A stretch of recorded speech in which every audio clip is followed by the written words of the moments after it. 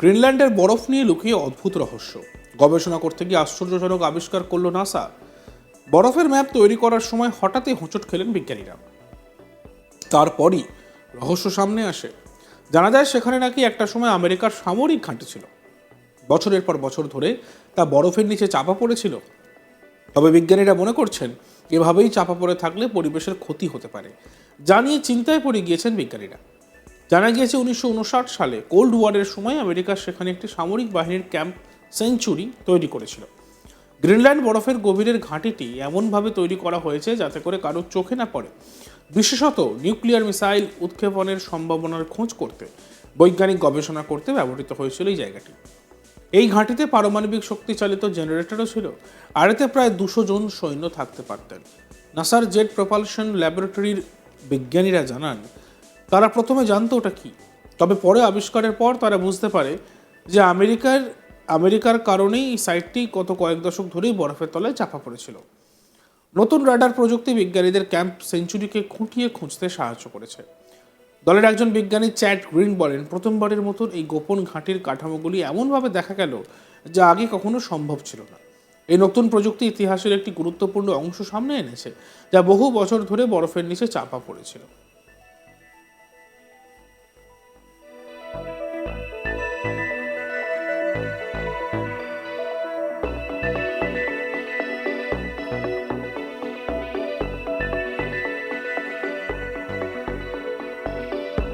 এর আগে 2019 সালে গ্রিনল্যান্ডে অত্যন্ত পুরু বরফের চাদরের নিচে লুকিয়ে থাকা আরও একটি সুবিশাল গর্তের হদিশ পেয়েছিলেন বিজ্ঞানীরা। সেই গর্তটি আকারে ছিল প্রায় প্যারিস শহরের সমান। হিয়াওয়াথা গ্লেসিয়ারের নিচে লুকিয়ে থাকা সেই গর্ত থেকে 114 মাইল দূরে আরও একটি সুবিশাল গর্তের খোঁজ পাওয়া যায়। এই গর্তটির চেহারা আগের চেয়ে অনেক বড়, আর এই গর্তটি প্রায় 22 মাইল চওড়া। বিজ্ঞানীরা মনে করেন যে পৃথিবীর বুকে আছড়ে পড়া বিশাল উল্কার জন্যই এই গর্ত তৈরি হয়েছিল। বিজ্ঞানীদের ধারণা আজ থেকে প্রায় 80,000 বছর আগে গর্তের সৃষ্টি হয়েছিল। নাসার গর্ডার্ড স্পেস ফ্লাইট সেন্টারের গ্লোসিওলজিস্ট বলেছিলেন, আমরা বিভিন্ন উপায়ে পৃথিবীকে পর্যবেক্ষণ করি। পৃথিবী সৃষ্টির এতদিন পরেও এই ধরনের গর্তের খোঁজ পেয়ে আমরা খুবই খুশি। হিয়াওয়াথা গ্লোসিয়ারের নিচে বিশালাকার গর্তের আবিষ্কারের আগে বিজ্ঞানীরা মনে করতেন গ্রিনল্যান্ড ও অ্যান্টার্কটিকা এলাকায় বহু দূর অতীতের ঘটনার তথ্য প্রমাণ পাওয়া যায় কার্যত অসম্ভবই, কারণ সেগুলি অত্যন্ত পুরু বরফের চাদরের তলায় ঢাকা পড়ে গিয়েছে। বরফের নিচে ডুবে থাকা গ্রিনল্যান্ড দেখতে কেমন তা জানার জন্য ম্যাপ বানাতে গিয়ে গ্রিনল্যান্ড অঞ্চলে প্রথম গর্ত বা ক্রেটারের সন্ধান পান বিজ্ঞানীরা। এরপরই ওই অঞ্চল দিয়ে আরও উৎসাহিত হয়ে পড়েন বিজ্ঞানীরা।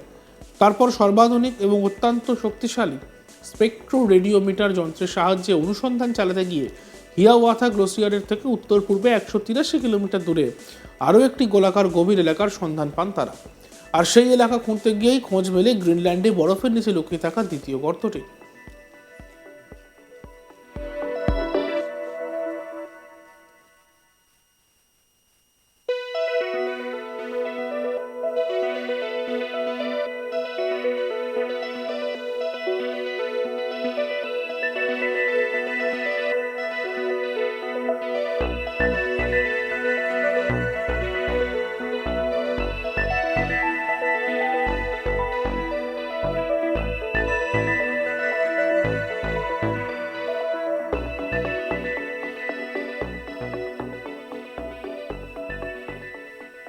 গ্রিনল্যান্ডের বরফ নিয়ে লুকিয়ে অদ্ভুত রহস্য।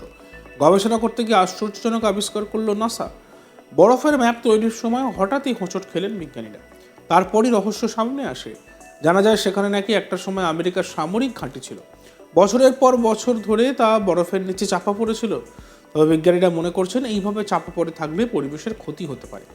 যা নিয়ে চিন্তায় পড়ে গিয়েছেন বিজ্ঞানীরা।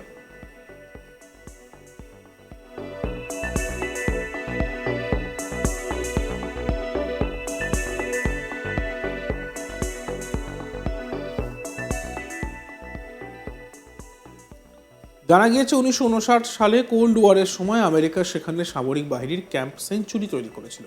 গ্রিনল্যান্ড বরফের গভীরে ঘাঁটিটি এমনভাবে তৈরি করা হয়েছিল যাতে করে কারোর চোখে না পড়ে। বিশেষত নিউক্লিয়ার মিসাইল উৎক্ষেপণের সম্ভাবনার খোঁজ করতে, বৈজ্ঞানিক গবেষণা করতে ব্যবহৃত হয়েছিল। এই ঘাঁটিতে পারমাণবিক শক্তিচালিত জেনারেটরও ছিল, আর এতে প্রায় 200 জন সৈন্য থাকতে পারতেন।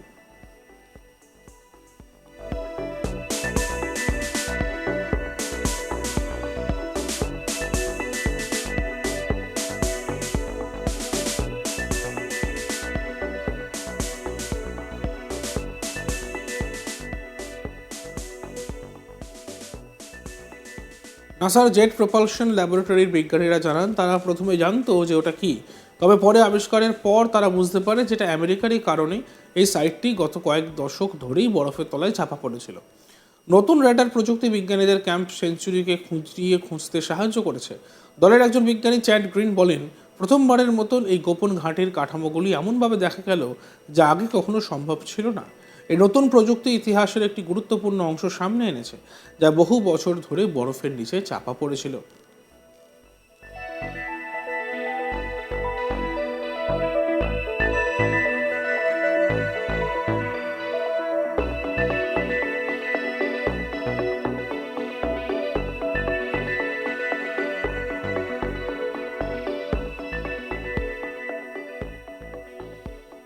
এর আগে 2019 সালে গ্রিনল্যান্ডে অত্যন্ত পুরু বরফের চাদরের নিচে লুকিয়ে থাকা আরও একটি সুবিশাল গর্তের হদিশ পেয়েছিলেন বিজ্ঞানীরা। সেই গর্তটা আকারে ছিল প্রায় প্যারিস শহরের সমান। হিয়াওতা গ্লেসিয়ারের নিচে লুকিয়ে থাকা সেই গর্ত থেকে 114 মাইল দূরে আরও একটি সুবিশাল গর্তের খোঁজ পাওয়া যায়। এই গর্তটির চেহারা আগের চেয়ে অনেক বড়, আর এই গর্তটি প্রায় 22 মাইল চওড়া। বিজ্ঞানীরা মনে করেন যে পৃথিবীর বুকে আছড়ে পড়া বিশাল উল্কার জন্যই এই গর্তের সৃষ্টি হয়েছিল। বিজ্ঞানীদের ধারণা, আজ থেকে প্রায় 80,000 বছর আগে এই গর্ত হয়েছিল।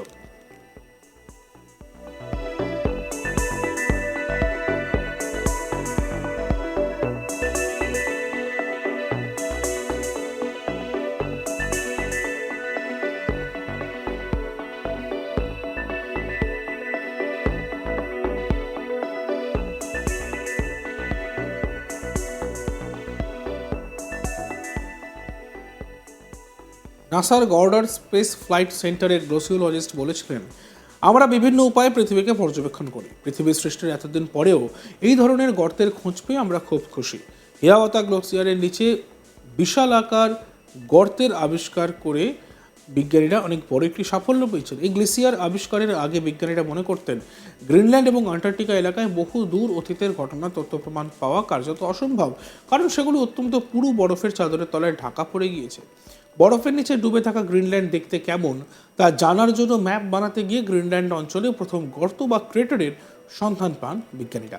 আর এরপরই ওই অঞ্চল নিয়ে আরও উৎসাহিত হয়ে পড়েন বিজ্ঞানীরা।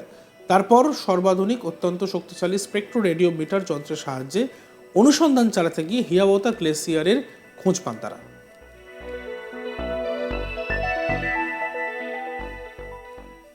দেখতে থাকুন আজ তাক বাংলা। ভিডিওসগুলি ভালো লাগলে লাইক করবেন, কমেন্ট করবেন, শেয়ার করবেন। চ্যানেলটিকে সাবস্ক্রাইব করতে ভুলবেন না।